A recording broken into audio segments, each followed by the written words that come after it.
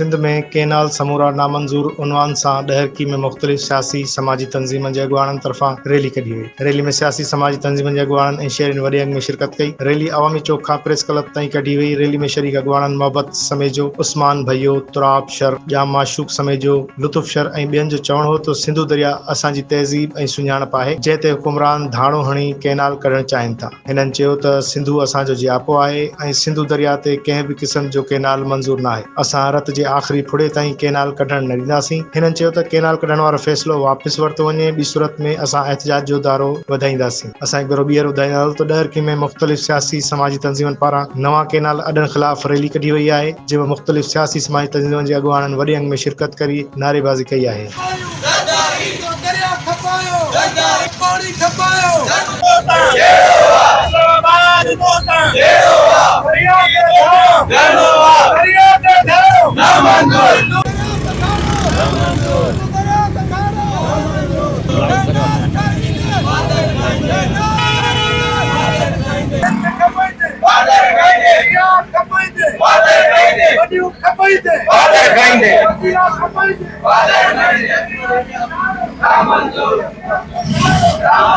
Sir Sindhu दरिया असांजो वाहिद जेको आहे जियापो आहे। जेकॾहिं पाणी तव्हां सम्झो था त इंसानी जान जे लाइ केतिरो ज़रूरी आहे।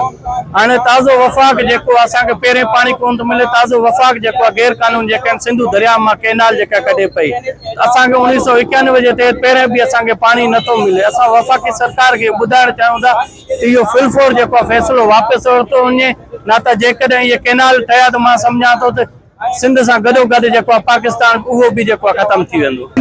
कॉर्पोरेट फार्मिंग तहत तव्हीं वञी करे बनियूं जेके आहिनि ग़ैराबाद बनियूं हलायो ऐं सिंध जूं जेके आबाद ज़मीनूं आहिनि उन्हनि खे बंजर बणायो। पर हिन महिल समूरी सिंध जेकी आहे सरापा एहतिजाज आहे, ॿुढो ॿार सभु उथी बीठा आहिनि। इंशाअल्लाह हिननि जो इहो मनसूबो रद्द कराईंदासीं। तव्हीं इन्हनि खां बाज़ अचो ऐं सिंधी माण्हुनि खे तव्हां वेसाघाती में रखी करे उन्हनि सां इहो कमु जेको आहे त तव्हीं कारपेट फार्मिंग हुजे या कैनाल कढण में तव्हीं मिलवस आहियो। तव्हांजो सदर साहिब पीपुल्स पार्टी जो मिलवस आहे ऐं हू कैनाल कढाइण जे लाइ हिकिड़ो सिंधी माण्हू सां धोखो करे थो। सिंधी माण्हू सम्झी चुको आहे हुनखे, कॾहिं बि हाणे हुनजी चाल में न ईंदो।